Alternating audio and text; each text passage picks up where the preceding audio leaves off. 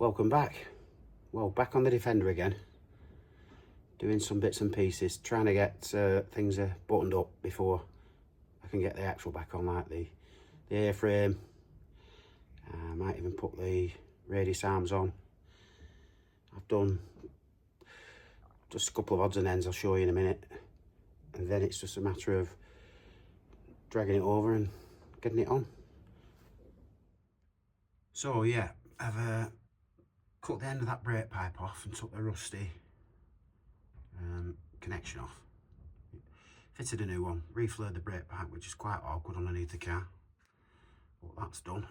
And then I'll zoom out there and you can see the bump stops have been put on both sides, so you can see the other one over the other side. Try and zoom in a bit, quicken it, yeah, back to this side. And now I'm going to attempt to put the, well, I am going to put them on. Easy job, really. Shock hangers, new ones, but you can see them. Yeah, I mean the other ones are really bad, so I thought, why not get some new ones? And then, you know, it's all brand new, innit? So, just a sec, I'll get some bolts and I'll redo it, I'll sort it.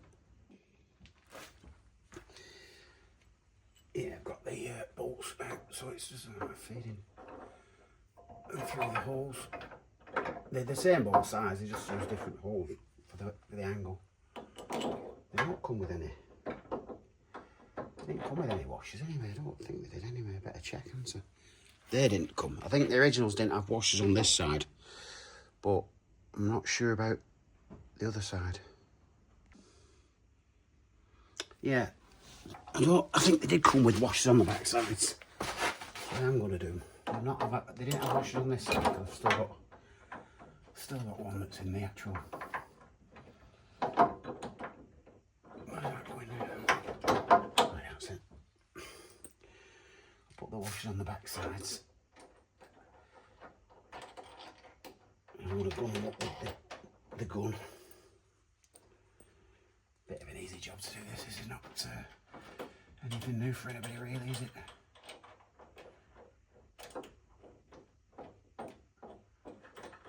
The other ones, I haven't even got the shockers off properly. They've been rusted on for that long. I mean, I did change the shockers quite a few years. In fact, I've had it quite a long time.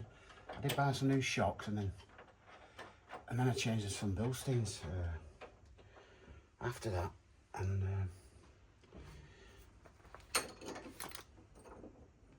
so probably about 7 or 8 years, maybe 10 years ago, I changed them to Bilsteins, and I couldn't get the tops of the shocks off. Anyway, I'll gun this up and then I'll turn the video off so you don't get drowned out with a load of noise.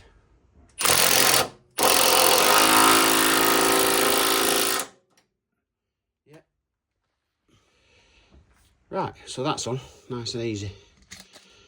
Only takes a minute. Do the other side, I won't show that either because it's just, well, like I said, nuts and bolts, so not much point. And then I'll work out the airframe, because they're apart now, I can't remember which way they went round, but we'll have a look in a minute. Yeah, I'll just show you how bad they were, because, I mean, look at the state.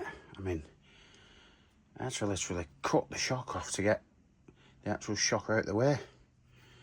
And then all the nuts and bolts were cut off. I mean, I suppose if you clean them up, they probably wouldn't be too bad. I might keep them, just if I get time to do anything, mess about, I will clean them up. But look at the corrosion on them. Mega. Right, these are the two airframe arms with the bushes in. I've got to work out which way that. I haven't even opened it yet. I'll pause that there and open them packets up. Well, that's the new one, new ball joint. So need some bolts to bolt that into here, and then we need the bolts that go through the actual ball joint hanger, whatever you would call it. I don't know the official name. we will find the bolts and then come back. I might do that actually on the car when the actual arms are on it. I don't want to struggle lifting it up underneath it on my own. So I might just pause it there and come back to it when I find the bolts.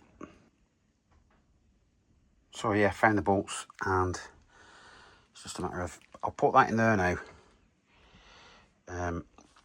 Get the arms on the car with the bolts, which I don't think them are them. I think them are the ones for radius arms to the axle. Yeah, I think the ones for the actual, I think them are the big ones for airframe arms. Yeah, I'll sort that and then I'll come back to you when I start putting them on. Crikey, that were tough to get in. I had to give it a helping hand with a drift and a hammer. It was that tight. I don't know whether they're supposed to be that tight, but it's in, bolted up. Well, I think that's the way it's got to go, but obviously turn it upside down and then push the bolts in for the top mounts. So like I said, I'm not sure whether I'll be able to lift it as it is and do it on my own.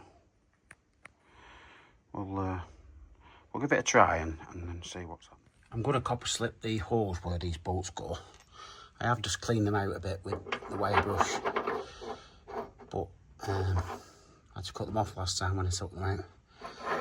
Bit of surface rust coming back on these now actually. I've cleaned them, you know, I don't know how many times I'm painting them, but still comes back. Maybe should have got some new ones of those as well. Anyway, hopefully when I guard it all, it should all, or dinitrol it, it should stop it. Yeah, I'm going to copper slip the holes as well so that